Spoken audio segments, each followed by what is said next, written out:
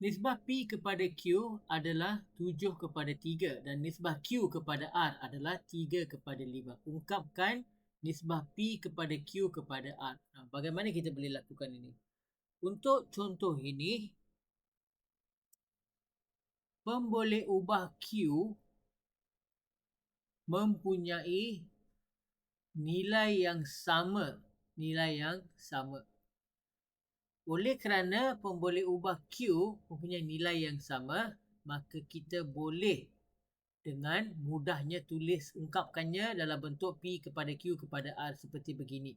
So, P kepada Q adalah 7 kepada 3 dan Q kepada R adalah 3 kepada 5. So, oleh kerana nisbah kuantiti penghubung tu adalah sama, maka kita boleh dengan cara langsung mengungkapkannya dalam bentuk PQR menjadi 7 kepada 3 kepada 5.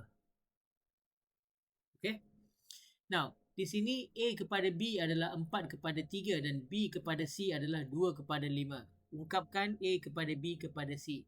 Di sini pemboleh ubah penghubungnya adalah B. Tetapi kuantiti ataupun nisbah penghubungnya adalah berlainan.